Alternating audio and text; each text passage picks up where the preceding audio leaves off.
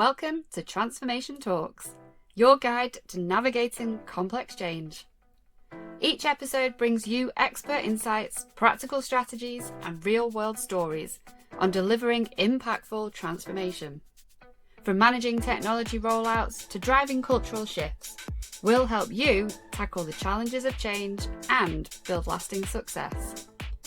I'm Hayley Saich, Head of Marketing for one of the UK's leading management consultancies, and for the next 20 minutes, your podcast host. In today's episode, we welcome Project One transformer Ed Davies, a PMO expert. If you're a change leader ready to master the art of transformation, this podcast is for you. Let's dive in. Welcome, Ed Davies, to Transformation Talks, the Project One podcast. Thanks for joining us today. So I'm really excited to be here talking about one of my favourite subjects. Yes, so PMO, and it's more than just admin, you know. It certainly is. I'm really excited about learning more about this because PMO, Project Management Office, or as we'll go into, I think the P can stand for a few things, right? Powerful P. But it's really, really important for organisations and teams when they're delivering really complex transformations, isn't it? It really, really is. And PMOs are becoming so fashionable. Right? There's more and more of them. Organisations are setting them up. They're often grappling with poor service or poor quality and then scratching their heads going, oh, what is this thing? Why am I not seeing great returns from it? So it's a really exciting topic area to be chatting through. And there's lots and lots that we can talk about because PMO is a really broad subject. So let's start there then. There's PMO, but we see a different word for P a lot, right? So talk to us about what PMO is. Well, yes, we certainly do see a lot of different interpretations of the P in PMO. So we'll start there. And the P can mean sort of project, it can mean program, it can mean portfolio. And we're seeing more and more organisations come and speak to us about enterprise PMO. So you can go from the single change, quite small, quite well-defined, to supporting a whole organisation, which means we have really different tools and techniques and ways of working and ways of operating as PMO at different levels in an organisation. Which step forwards onto the next of the three letters, the M. And M is so important in PMO. Lots of PMOs that we see aren't doing the M word, they're doing something else. So M is management, and PMO is a management discipline, it's a management function. Organisations often benefit from PSOs, project support organisations or support offices, and sometimes they unfortunately slip into something a little bit more PAO, project administration. Oh no, not admin. Don't go near not that. Not the admin word. Yeah. And they're all different flavours. They all do different things in different ways, but the value comes from the management. That's building capability, that's enabling transformation and change and making change really happen. And that happens at the management level. And then we have the O at the end, the office. So this is a group of people who are focused on the how of change. They're real specialists, they're real experts in their field, all around how, the machinery, the mechanisms, the processes, the procedures, the templates, all these different levers that they can pull to help change happen. And they're a really key enabler of an effective, dynamic, productive and efficient transformation organisation. I really like what you said there about making it happen. That is such a driver to PMO. If we're not making it happen, there isn't value in us. And organisations and some PMOs sometimes lose sight of that. Like they should always be about enabling change, enabling the team to do more, to go further, to run faster, to deliver at pace, to make it all real. It's not around sitting back and doing slide decks or just staring at our spreadsheets or anything like that. It's about helping the team deliver, making the change real. And you're feeding in the information, like the vital information really, to the decision makers and the senior leadership team, I guess. Completely. That's such an important function of PMO. There's teams right across the transformation with real specialisms, deep knowledge of their particular area, like a testing team, a development team, and they're all feeding information up.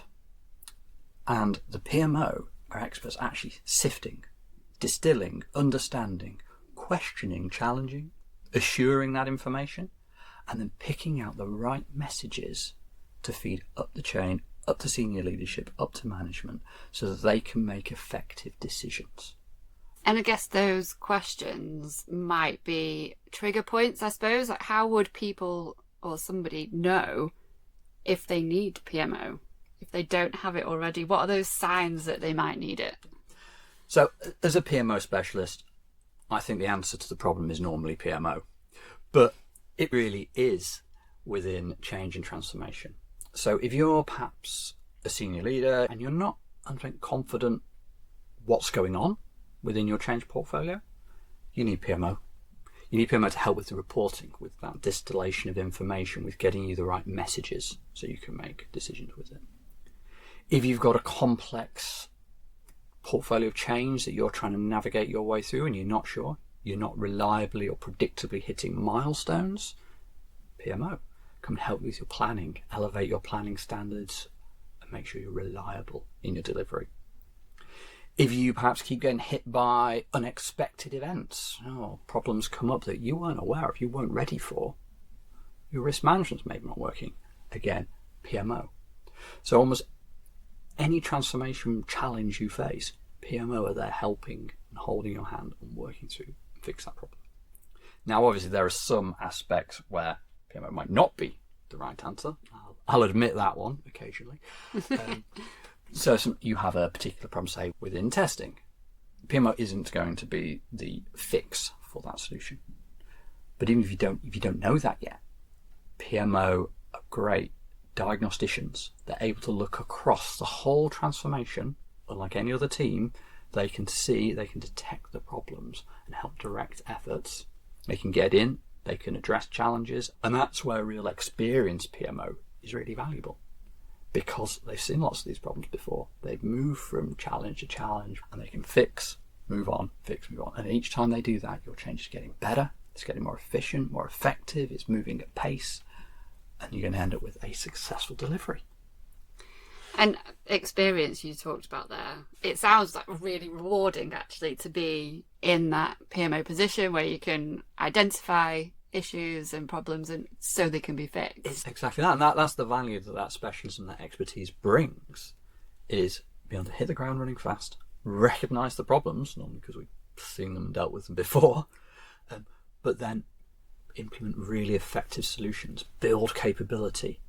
And there's a lot of that is coaching, guiding, training. It's the best thing. I love it. Every day in PMO is different, or should be different. You can see some PMOs where every day is the same. They turn the handle on the same process day in, day out, and they don't really add a huge amount of value. Great PMO, strong, powerful PMO. It is changeable. It is variable. It keeps it so exciting. It's one of the reasons I really love it. And you've been doing this for quite a number of years now. I don't want to give away your age, but it's more than I would care to remember. Yeah. Tell me about your first PMO experience and how that probably set, the future for you. Yes, that would turn the clock back quite a way. And I was, bright-eyed, bushy-tailed and terribly, terribly naive. And I joined a large systems integration program. It was development team, 100 plus individuals, and I joined the PMO. And when I joined, the PMO was 1. And it was not particularly high on this value scale of what PMO does.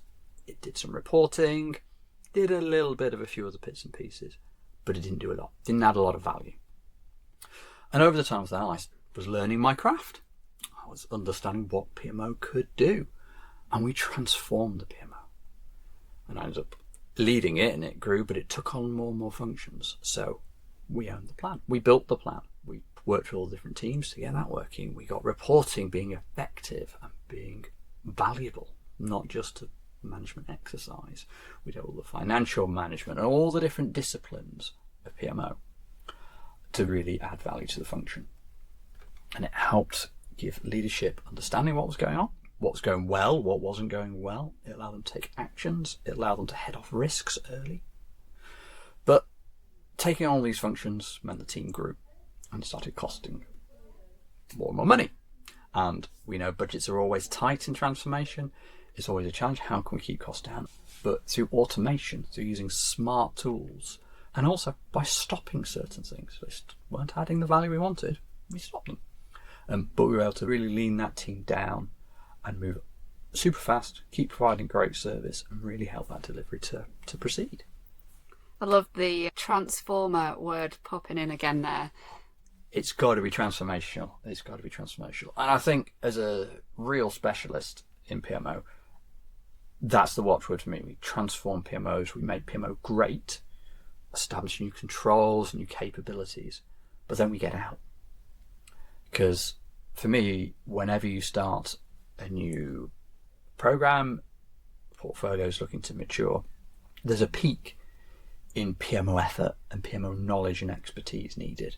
Setting it up is hard.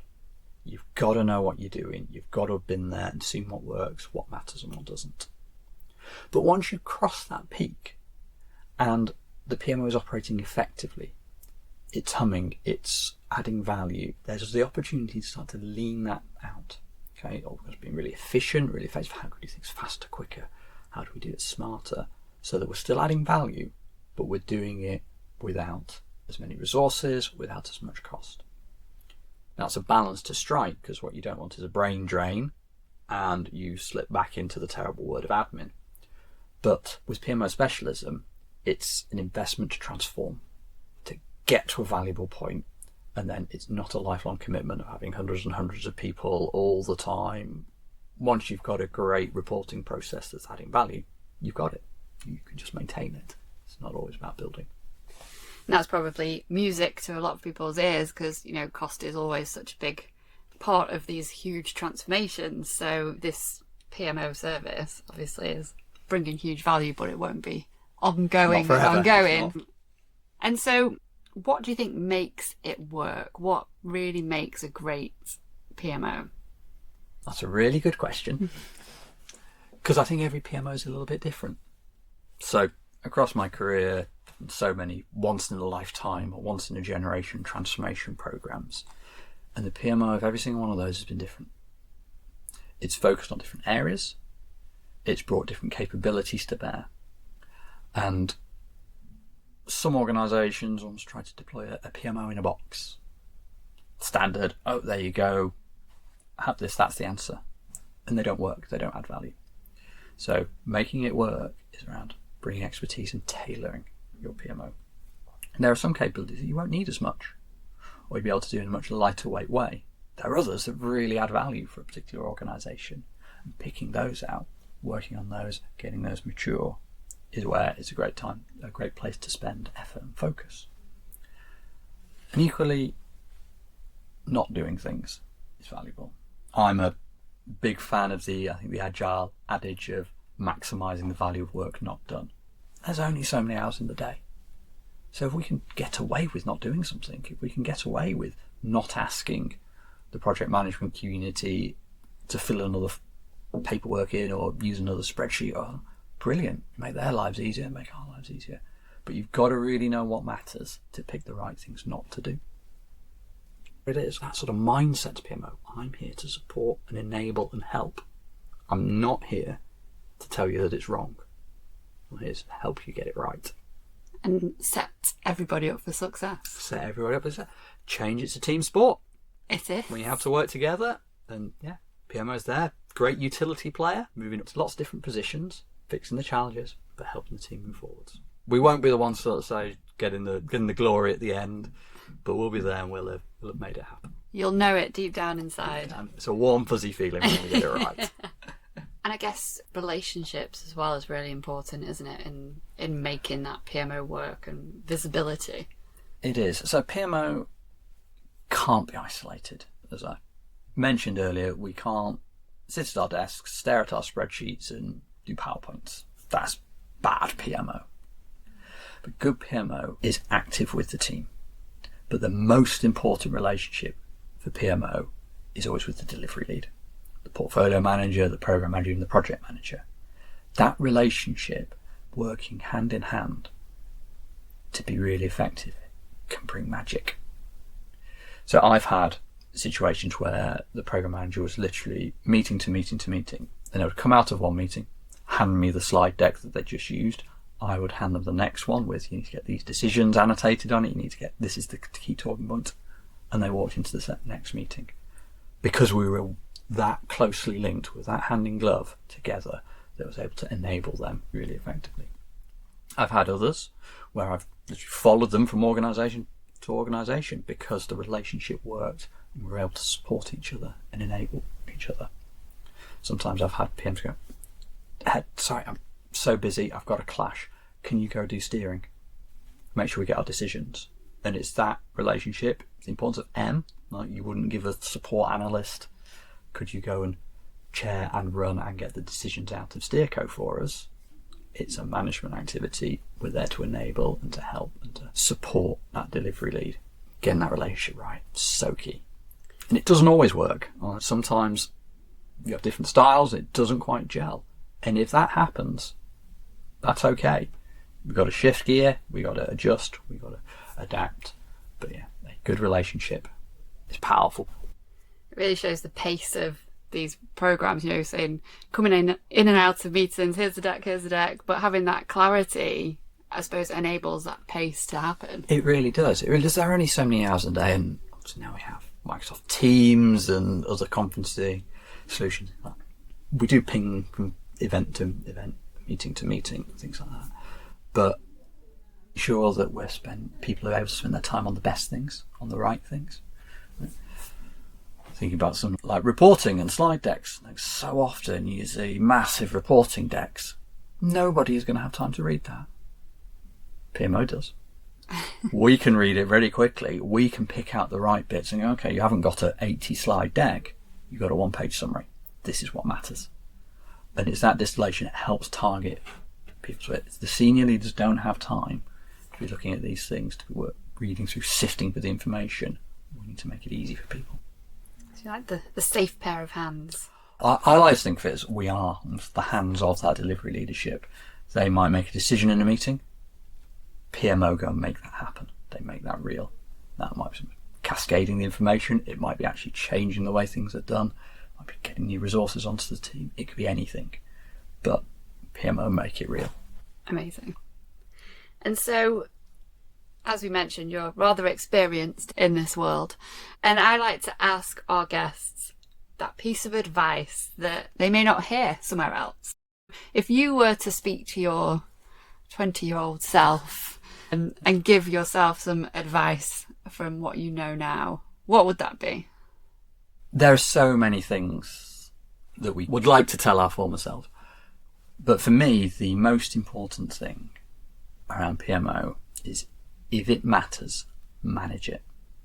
We can't just expect things to work out for the best. If we care about it, we need to look after it. That's great. But we have to be selective around what does matter. We need to maximise the value of what we spend our time doing. But yeah, if it matters, manage it. The M word. The M word, again, the key is in the middle of PMO. It's the most important letter. Is there anything else that you would say to customers, senior leaders who are running these huge complex transformations? Is there anything that you would say to them that would help them identify, actually, do you know what? PMO could really help me here. I think PMO fills a critical gap. The world's not perfect. If everybody nailed their job perfectly, they knew all the things that were going on, they had all the time in the world to analyse the data, understand exactly what's going on everywhere, and everybody was exactly aligned all the time and follow the processes perfectly, you'd never need PMO. But the world isn't like that. And with any organisation, people are pulled in many directions. They've got their own priorities, they've got their own objectives and targets.